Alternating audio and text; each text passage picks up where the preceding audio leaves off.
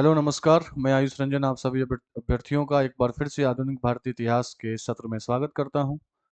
जैसे कि पिछले सत्रों से हम आधुनिक भारतीय इतिहास के महत्वपूर्ण प्रश्नों के ऊपर चर्चा कर रहे हैं और उस चर्चा के दौरान मेरी कोशिश यही है कि प्रत्येक प्रश्न से संबंधित जो भी तथ्य हों वो आपके साथ साझा किए जाएं ताकि आपको आगामी परीक्षाओं में इसका लाभ मिल सके। तो इससे पूर्व वाले सत्र में हमने आधुनिक काल के दौरान आधुनिक भारतीय इतिहास में जो धार्मिक, सामाजिक और सांस्कृतिक सुधार किए गए थे उनसे संबंधित प्रश्नों को डिस्कस किया और आज इस सत्र में भी हम उसी टॉपिक के ऊपर क्वेश्चंस को डिस्कस करेंगे। ठीक है, तो आइए चर्चा शुरू करते हैं। आप पेन कॉपी लेकर बैठिए और जो भी अतिरिक्त तथ्य मैं बताते जाऊं यहाँ पे प्रत्येक प्रश्न से संबंधित आप उसको लिखते चलें और डिस्कशंस में एक तरीके से शरीक हों, भाग लें। ठीक है जी, वही आज के पहले प्रश्न की तरफ चलते हैं। किसे आधुनिक भारत का जनक कहा जाता है? देखिए, आधुनिक भारत के जनक के तौर पर हो या भारतीय पुनर्जागरण, ठीक है, के जनक के तौर पर हो, ये तमाम चीजें जिस एक व्यक्ति को सुशोभित करती हैं वो हैं राजा राम मोहन राय। ठीक है, राजा राम मोहन राय ने हिंदू सनातन धर्म में, हिंदू धर्म में जो प्रचलित कुरीतियां थीं, जैसे कि सती प्रथा, ठीक है जी, सती प्रथा, उसके बाद अगर आप देख लें मूर्ति पूजा, मूर्ति पूजा, ठीक है, हिंदू सनातन धर्म में जो पुजारी वर्ग की स्थिति थी, पुजारी वर्ग का डोमिनेंस था, इन सब को लेकर आवाज उठाने का जो है वो कार्य किया।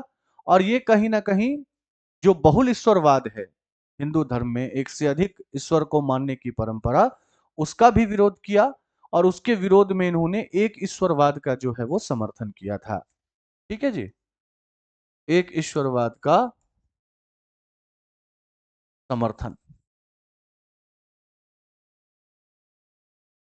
ठीक है, तो सती प्रथा और मूर्ति पूजा का क्या किया? विरोध किया।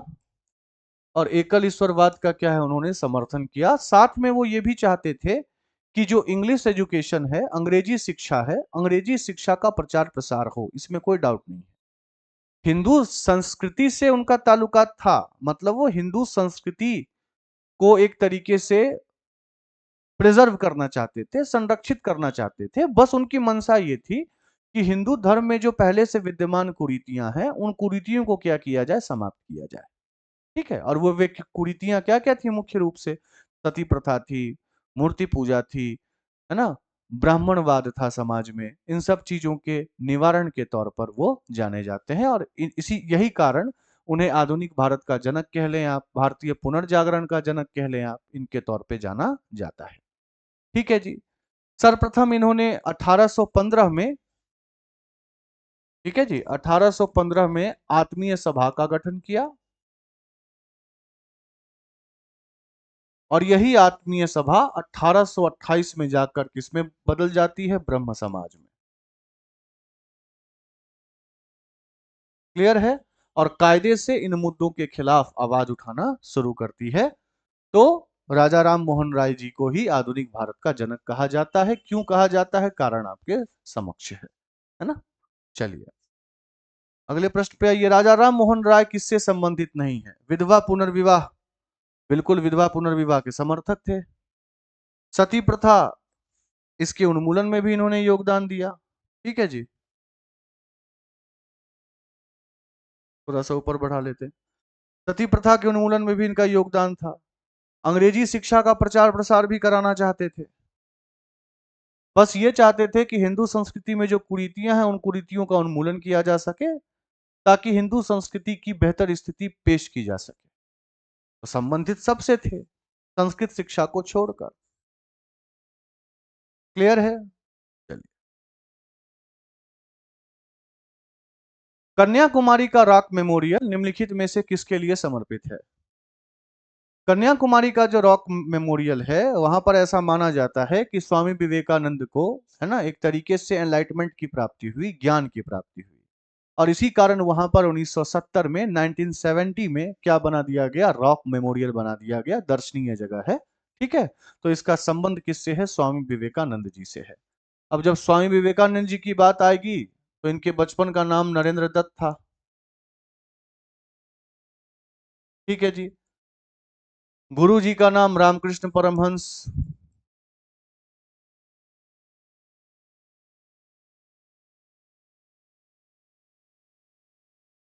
क्लियर है। इंपॉर्टेंट किसके लिए जाने जाते हैं? तो 1893 के शिकागो में हुए धर्म सम्मेलन के कारण। शिकागो के धर्म सम्मेलन के कारण। क्लियर है। और रामकृष्ण मिशन की शुरुआत भी की।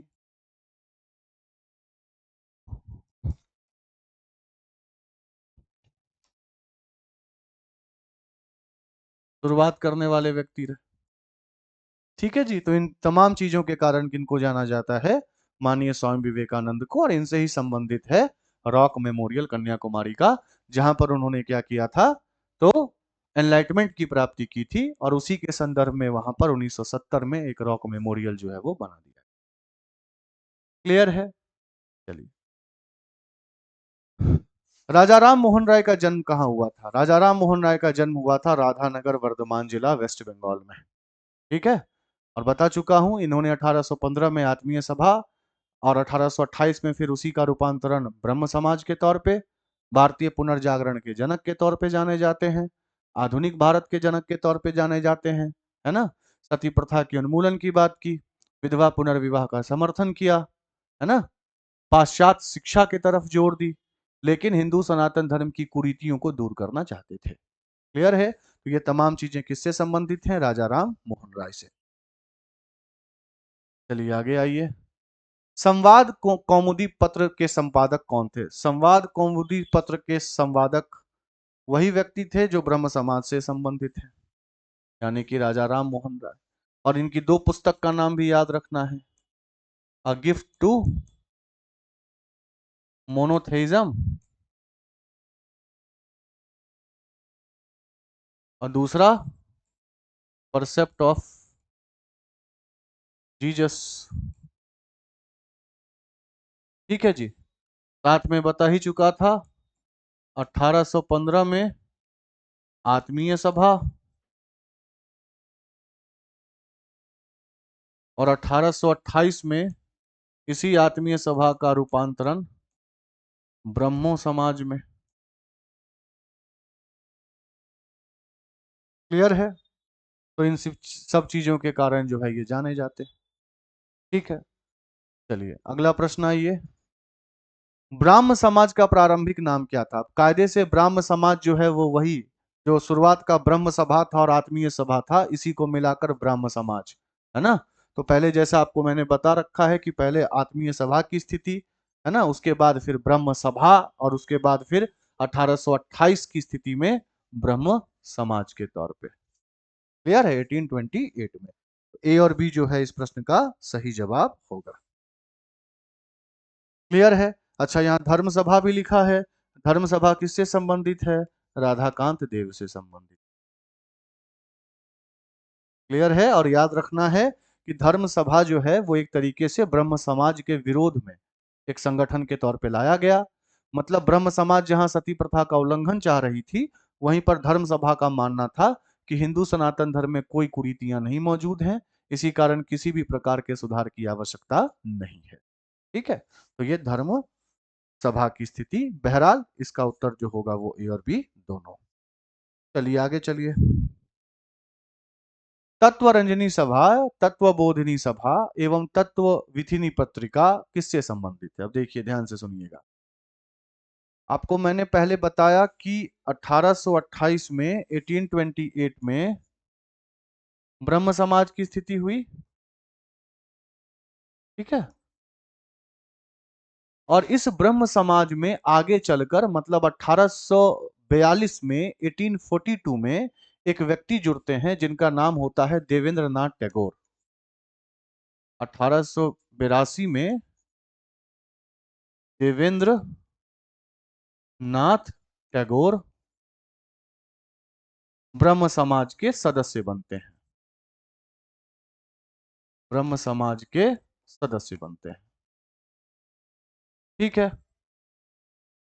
लेकिन ब्रह्म समाज के सदस्य बनने से पूर्व देवेंद्र नाथ टैगोर तत्वबोधिनी सभा, तत्वरंजनी सभा, या उसी को ज्ञानवर्धनी सभा भी कहते हैं, इससे संबंधित रहे।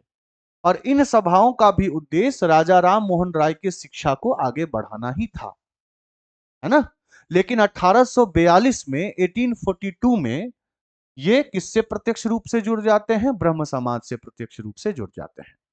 तो जुड़ने से पूर्व की जो स्थिति है, वो पूर्व की स्थिति तत्वरंजनी सभा से है, या तत्वबोधिनी सभा से है, या इसी को ज्ञानवर्धनी सभा भी कहते हैं,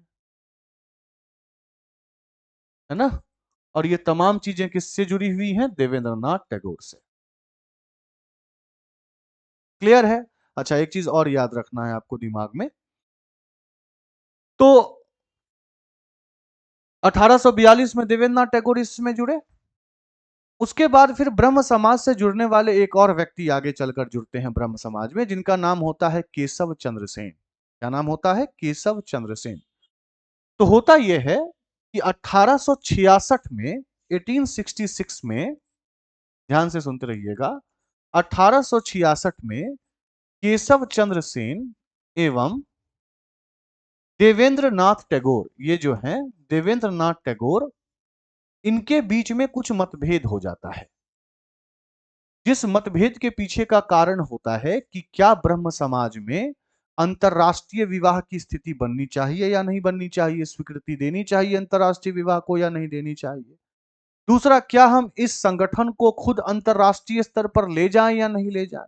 इन चीजों के कारण इन दोनों के बीच में विवाद खड़ा होता है ना। जो उस समय तक किसके अंग थे? ब्रह्म समाज के अंग थे।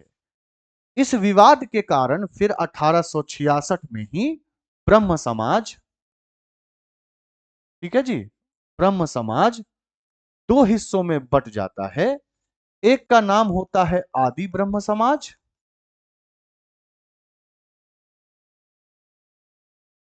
और दूसरे का नाम होता है भारतीय ब्रह्म समाज।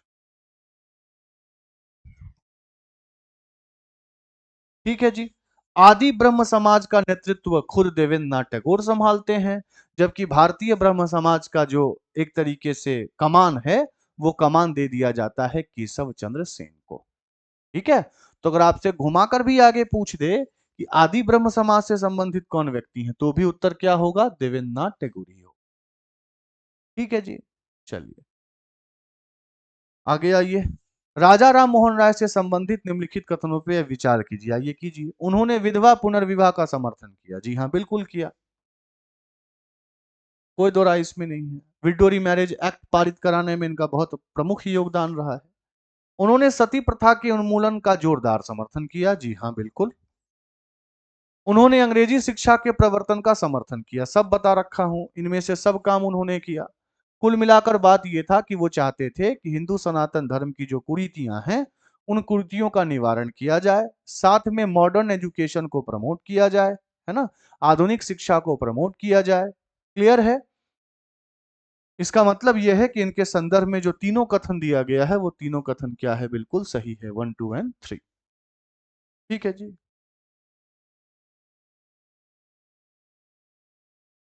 स्वामी दयानंद सरस्वती का मूल नाम क्या था?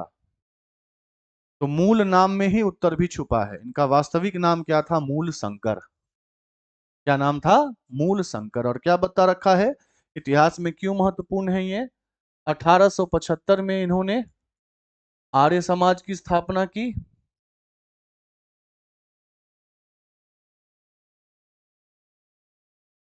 ठीक है जी। दूसरी बात क्या? इन्होंने एक तरीके से क्या किया? मूर्ति पूजा वगैरह का बहिष्कार किया।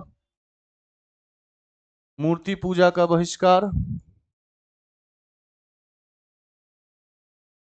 ठीक है। और क्या? वेदों की प्रामाणिकता को स्वीकार किया।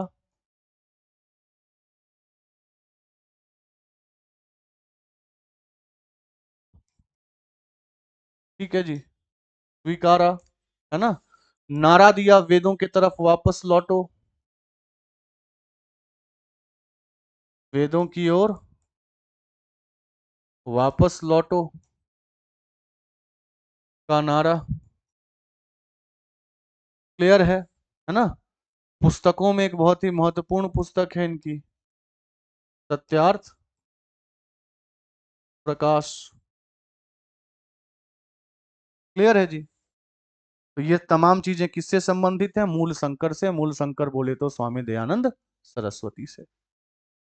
ठीक है, चलिए। भारत में 19वीं सदी का पुनर्जागरण निम्नलिखित में से किस वर्ग तक सीमित था? बहुत इंटरेस्टिंग क्वेश्चन है ये। हम जिस अभी पुनर्जागरण की बात कर रहे हैं, धार्मिक सुधार आंदोलन की बात कर रहे हैं या समाज सुधार की बात कर रहे हैं, इसका संबंध 19वीं शताब्दी में किससे था? तो 19वीं शताब्दी में इसका संबंध जो है ना, वो मध्यम वर्गीय, उच्च मध्यम वर्गीय लोगों से रहा है, उच्च मध्यम वर्गीय क्लास से रहा है। क्लियर है? मतलब आप इसको अपर मिडिल क्लास कह सकते हैं। ठीक है। प्रार्थना समाज की स्थापना किसकी प्रेरणा के फलस्वरूप हुई? अब इसी कारण मैंने आपको थोड़ी देर पहले क्या बताया था? केशव चंद्र सेन की बात। क्या मैंने आपको बताया था कि 1866 में ब्रह्म समाज आपसी विवाद के कारण, जिस विवाद में विवाह के अंतर्राष्ट्रीयकरण और संगठन को अंतर्राष्ट्रीय स्तर पर ले जाना है या नहीं, इस संदर्भ में दो हिस्सों में बट गया। ठीक है जी, दो हिस्सों में बटा। एक हिस्सा क्या हो गया? एक हिस्सा हो गया आपका आदि ब्रह्म समाज, और दूसरा हो गया भारतीय ब्रह्म समाज। क्लियर है? ध्यान से सुनते चलिएगा। आदि ब्रह्म समाज के संस्थापक हुए देवेंद्र नाथ टैगोर, और इसके हुए केशव चंद्र सेन, केसी सेन। तो होता यह है कि ये जो भारतीय ब्रह्म समाज के जो संस्थापक संबंधित व्यक्ति केसी सेन होते हैं ना, ये केसी सेन एक तरीके से बंबई की यात्रा करते हैं, है ना। 1864 से 67 के बीच में ये बंबई की यात्रा करते हैं, और बंबई की यात्रा करने के बाद वहां के कुछ स्थानिक नेताओं से मिलते हैं, जिन नेताओं में एमजी रनाडे, ठीक है, एमजी रनाडे के साथ अन्य व्यक्ति, है ना, जैसे फॉर एग्जांपल आत्माराम पांडुरंग, ये तमाम नेताओं के साथ वो मिलते हैं। तो एमजी रनाडे, आत्माराम पांडुरंग, ये तमाम लोग केशव चंद्र सेन के जो फिलॉसफी थी ब्रह्म समाज को लेकर, उससे बहुत ज्यादा प्रेरित होते हैं, और प्रेरित होने के बाद ही वे किसकी स्थापना करते हैं? प्रार्थना समाज की स्थापना करते हैं। ठीक है। तो प्रार्थना समाज की स्थापना में किसका प्रमुख योगदान रहा है? केशव चंद्र सेन का योगदान रहा है, क्योंकि उन्होंने उस दौरान महाराष्ट्र के जो दिग्गज नेता थे, चाहे वो एमजी रनाडे हों, ठीक है, एमजी रनाडे हों या आत्माराम पांडुरंग हों, आत्माराम पांडुरंग हों, इन सबको प्रेरित किया, और प्रेरित इस प्रकार से किया कि आप भी ब्रह्म समाज के नक्शे कदम पर चलते हुए महाराष्ट्र में एक ऑर्गेनाइजेशन खड़ा कीजिए, संगठन खड़ा कीजिए, जो संगठन प्रार्थना समाज के तौर पर जानी गई, देखी गई। क्लियर है? और आगे चल के इस प्रार्थना समाज का पूरे के पूरे दक्कन क्षेत्र, यानी कि दक्षिणी भारत में भी पुरजोर तरीके से विस्तार होता है। ठीक है। और दक्कन में प्रार्थना समाज के विस्तार के पीछे का व्यक्ति जो होता है, उनका नाम होता है वीरालिंगम पांटालू, है ना। तो इन सब के योगदान के कारण प्रार्थना समाज का विस्तार होता है। ठीक है। तो प्रार्थना समाज वास्तव में किसके द्वारा प्रेरित किया गया था? तो अभी अभी बताया मैंने, केशव चंद्र सेन के द्वारा प्रेरित किया गया था। क्लियर है? जो किससे संबंधित थे? भारतीय ब्रह्म समाज से संबंधित। क्लियर है? अच्छा, एक चीज और आपको यहाँ पे, जब केशव चंद्र सेन की बात हो ही रही है, तो कुछ और बातें इनके ऊपर हो जानी चाहिए। ठीक है। बातें क्या हो जानी चाहिए? केशव चंद्र सेन की एक पुस्तक है, उस पुस्तक का नाम याद रखिएगा, उस पुस्तक का नाम है इंडियन मिरर।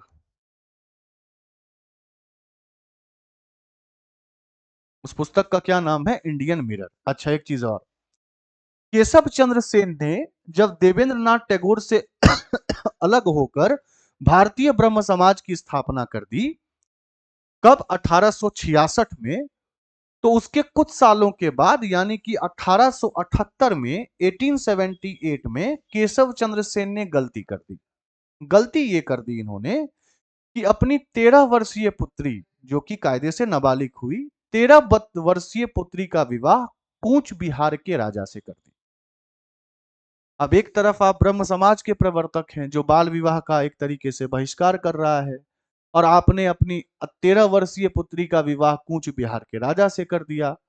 तो कहीं ना कहीं इनके समर्थक इनसे नाराज हो गए, और इनसे नाराज होकर इनके समर्थकों ने, जिसमें से आनंद मोहन बोस इंपॉर्टेंट स्थान रखते हैं, उन्होंने भारतीय ब्रह्म समाज से अलग होकर एक अन्य संगठन की स्थापना कर दी, जिसका नाम था साधारण ब्रह्म समाज। ठीक है जी, साधारण ब्रह्म समाज। किसके द्वारा? मेन भूमिका किनकी थी? आनंद मोहन बोस की। ठीक है, मुद्दा क्या था कि केसी सेन ने 13 वर्षीय पुत्री का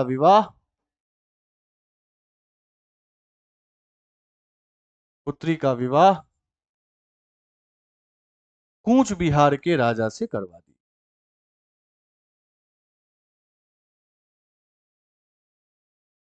ठीक है जी, इनकी इंपॉर्टेंट पुस्तक कौन सी है बता रखा हूं अभी, इंडियन मिरर। क्लियर है? चलिए, राजा राम मोहन राय के इंग्लैंड जाने के पश्चात किसने ब्रह्म समाज की बागडोर संभाली? तो वो व्यक्ति कौन थे? रामचंद्र विद्यावागीश। इन्होंने ही बागडोर संभाली थी जब ये इंग्लैंड चले गए थे। ठीक है, राजा राम मोहन राय और डेविड हेरे ने निम्नलिखित में से किसकी स्थापना की? बहुत बार बात हो चुकी है। 1817 का वक्त था। ठीक है, इसमें एक संस्था, एक कॉलेज की स्थापना की गई जिसका नाम था हिंदू कॉलेज, है ना? इसमें किन किन व्यक्तियों का योगदान था? राम मोहन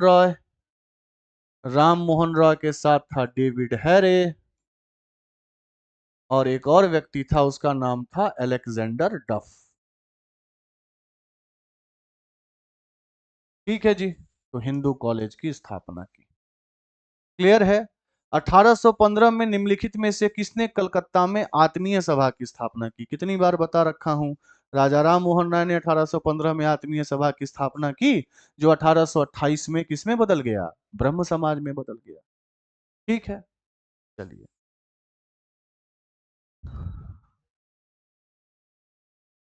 सूची 1 को सूची 2 से सम्मिलित कीजिए। ठीक है, ब्रह्म समाज 1828, तो ब्रह्म समाज का संबंध किससे है? राजा राम मोहन राय से है। ठीक है, अच्छा, आदि ब्रह्म समाज, भारतीय ब्रह्म समाज क्या था बता दिया था। कुछ मुद्दों को लेकर, जिसमें विवाह का अंतरराष्ट्रीयकरण और ब्रह्म समाज को अंतरराष्ट्रीय स्तर पर ले जाना है या नहीं, इस कारण 1866 में ब्रह्म समाज दो हिस्सों में बढ़ जाता है, जिसमें से एक बनता है आदि ब्रह्म समाज, दूसरा बनता है भारतीय ब्रह्म समाज। आदि ब्रह्म समाज के प्रवर्तक होते हैं देवेंद्रनाथ टैगोर, और भारतीय ब्रह्म समाज के कौन होते हैं? केशव चंद्र सेन। ठीक है, ये साधारण ब्रह्म समाज क्या है? तो याद होगा आपको, कूच बिहार के राजा के साथ अपनी 13 वर्षीय पुत्री का विवाह किया जाना केशव चंद्र सेन के द्वारा, जिस कारण उनके समर्थक उनसे नाराज हो गए। उन समर्थकों में एक बहुत महत्वपूर्ण स्थान रखते थे आनंद मोहन बोस, जिन्होंने आगे चल के क्या बना दिया? साधारण ब्रह्म समाज। क्लियर है? मतलब ब्रह्म समाज हो गया कौन? राजा राम मोहन राय, ए का 1 हो गया। आदि ब्रह्म समाज देवेंद्रनाथ टैगोर, बी का 2 हो गया।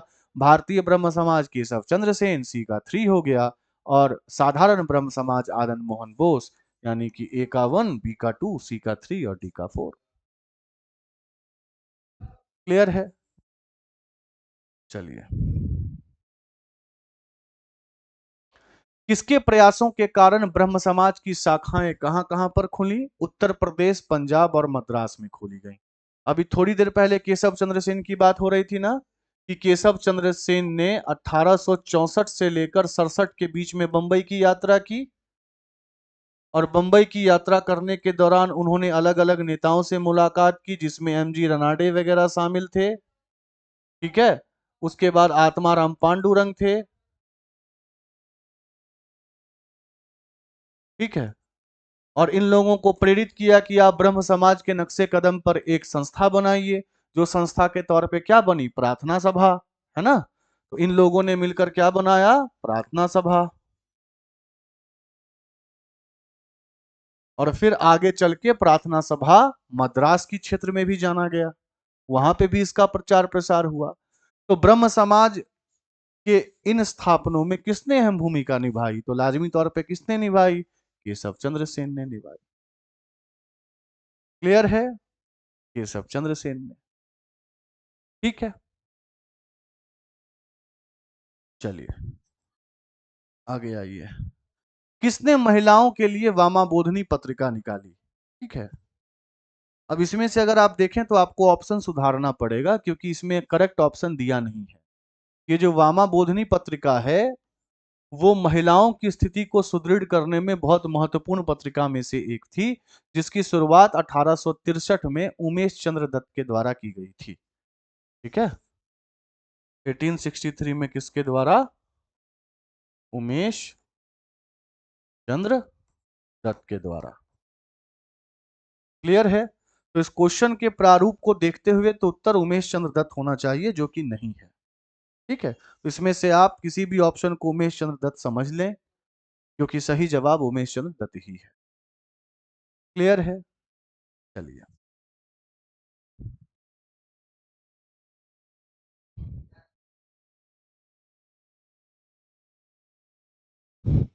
किन मुद्दों पर विवाद होने के चलते 1866 में ब्रह्म समाज का विभाजन हो गया तथा केशव चंद्र सेन ने भारतीय ब्रह्म समाज या नव विधान सभा की स्थापना की। क्या बताया था आपको, 1866 में देवेंद्र नाथ टैगोर और केशव चंद्र सेन के बीच में जो विवाद हुआ था, वो विवाद अनेक मुद्दों के कारण हुआ था, जिसमें सामाजिक सुधार, विशेषता जाति संबंधी प्रथा से सुधार, है ना, जिसमें हिंदूवाद और ब्राह्मणवाद के बीच में संबंध, विवाह का अंतरराष्ट्रीयकरण, इन सब मुद्दे, तमाम मुद्दे शामिल थे।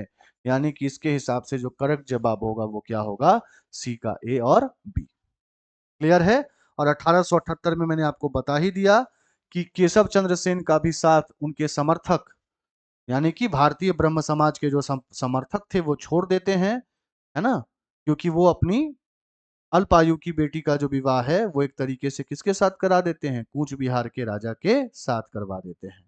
क्लियर है, जिस कारण वे लोग साधारण ब्रह्म समाज की स्थापना करते हैं। बहरहाल इस विवाद के पीछे के कारण में दोनों स्थितियां शामिल हैं। देवबंद आंदोलन से जुड़े हुए उस विद्वान का नाम बताइए जिन्होंने स्वतंत्रता आंदोलन में महत्वपूर्ण भूमिका निभाई। अब सबसे इंपॉर्टेंट बात तो यह है कि ये देवबंद आंदोलन वास्तव में है क्या। देखिए, अगर आपको याद हो तो सबसे पहले एक आंदोलन चला था, अलीगढ़ आंदोलन।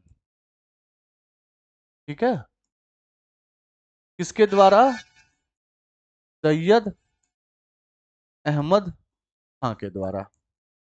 अच्छा, इस अलीगढ़ आंदोलन का क्या कहना था कि मुस्लिम वर्ग को वैज्ञानिक शिक्षा के तरफ, मॉडर्न एजुकेशन की तरफ ले जाना है। मतलब सर सैयद अहमद खां की अलीगढ़ आंदोलन मुस्लिम वर्ग को आधुनिक शिक्षा के तरफ ले जाना चाहती थी। इस अलीगढ़ आंदोलन के विरोध में जो आंदोलन खड़ा हुआ, उसी आंदोलन को कहते हैं देवबंद स्कूल ऑफ थॉट। यानी कि वास्तव में देवबंद जो है ना, देवबंद विचारधारा, ये परंपरागत इस्लामी विचारधारा की समर्थक रही। और चूंकि ये परंपरागत इस्लामिक विचारधारा की समर्थक रही, इसका मतलब ये कंप्लीट तौर पर किसके अगेंस्ट काम कर रही थी, अलीगढ़ स्कूल ऑफ थॉट के, जो कि इस्लामिक मॉडर्न एजुकेशन की तरफ, मतलब इस्लाम को मॉडर्न आधुनिक शिक्षा की तरफ ले जाना चाहती थी। तो ये आधुनिक शिक्षा की तरफ, ये परंपरागत शिक्षा की तरफ। ठीक है, अच्छा। इस देवबंद स्कूल में दो प्रमुख व्यक्तियों का प्रमुख योगदान रहा, है ना, जिसमें से एक थे मोहम्मद कासिम नानोतवी।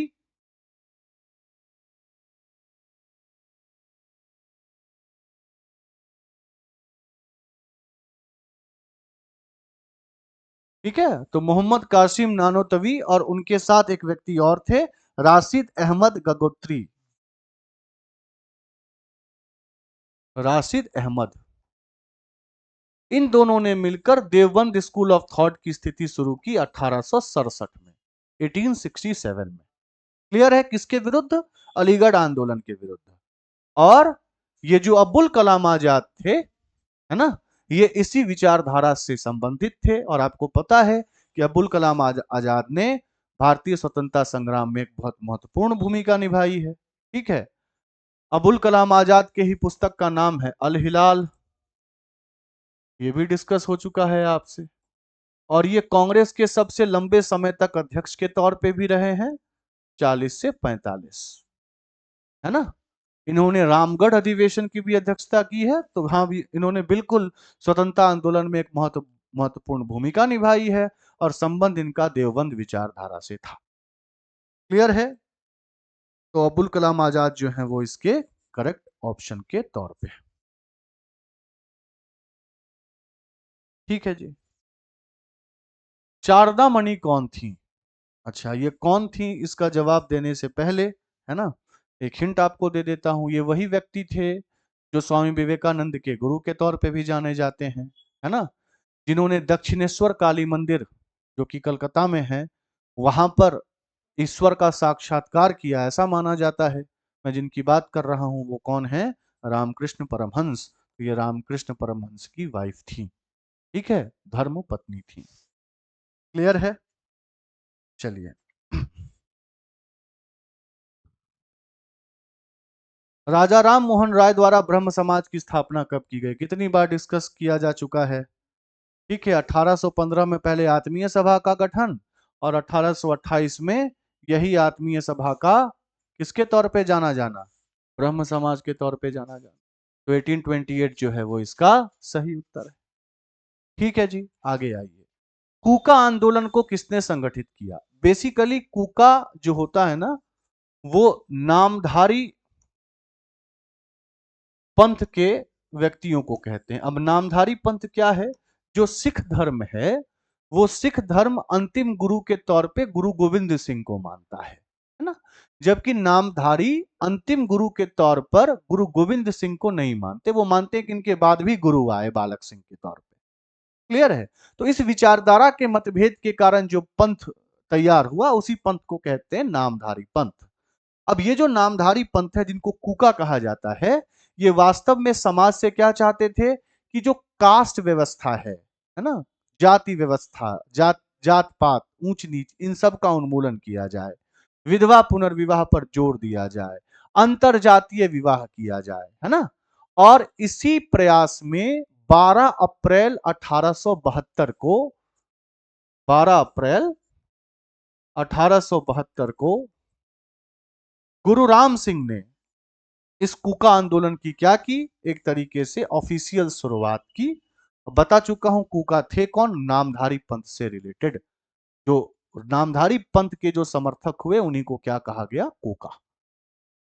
क्लियर है? तो कूका आंदोलन की यही स्थिति रही। ठीक है जी। चलिए, दयानंद सरस्वती द्वारा स्थापित, कितनी बार बात की जाएगी दयानंद सरस्वती? दयानंद सरस्वती जहां पे भी आए तो क्या हो जाएगा? आर्य समाज, है ना। दयानंद सरस्वती का प्रारंभिक नाम क्या था?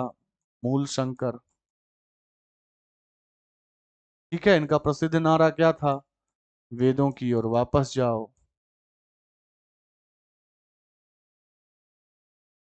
वापस लौटो। क्लियर है? 19वीं सदी के उत्तरार्ध में नव हिंदूवाद, मतलब हिंदूवाद में एक नई विचारधारा, जिसको न्यू हिंदुइज्म कहा गया, इसके प्रवर्तक या प्रतिनिधि कौन रहे हैं? स्वामी विवेकानंद रहे। और इनकी न्यू हिंदुइज्म को लेकर एक बहुत इंपॉर्टेंट पुस्तक भी है। ठीक है, तो ये स्वामी विवेकानंद से संबंधित चीज है।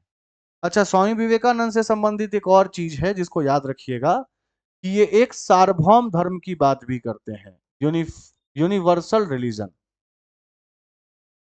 अब ये यूनिवर्सल रिलीजन कुल मिलाकर बात क्या है? सभी धर्मों के अच्छे चीजों का एक समावेश, यूनिवर्सल रिलीजन के तौर पे। ठीक है, तो ये नियो हिंदुइज्म हो यूनिवर्सल रिलीजन हो, है ना, ये सब किससे संबंधित है? स्वामी विवेकानंद से। बचपन का नाम नरेंद्र दत्त। ठीक है।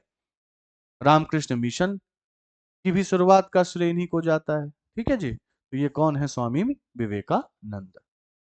क्लियर है? चलिए, अभी तुरंत आ गया, तुरंत बता ही दिया था। स्वामी विवेकानंद ने रामकृष्ण मिशन की स्थापना कब की? क्लियर है? रामकृष्ण मिशन के संस्थापक के तौर पे जाने जाते हैं। कब की? 1897 में, 1897 में। क्लियर है? एक और चीज के लिए जाने जाते हैं, 1893 का क्या? शिकागो धर्म सम्मेलन।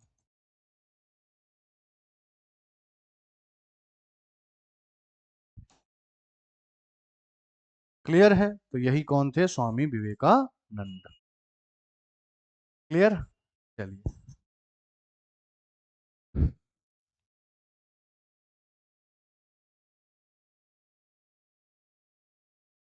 तो ये था आधुनिक भारतीय इतिहास और आधुनिक काल के दौरान धार्मिक सांस्कृतिक सुधार से संबंधित अन्य 25 प्रश्न जो आपके साथ डिस्कस किए गए, साझा किए गए। उम्मीद करता हूं कि आपको यह डिस्कशन समझ में आया होगा। ठीक है, तो एक बार तमाम पॉइंटर्स को ध्यान से आप पढ़ लें। मिलते हैं अगले सत्र में नेक्स्ट क्वेश्चन सेट के साथ। तब तक पढ़ते रहिए, अपना ख्याल रखिए। बहुत बहुत धन्यवाद।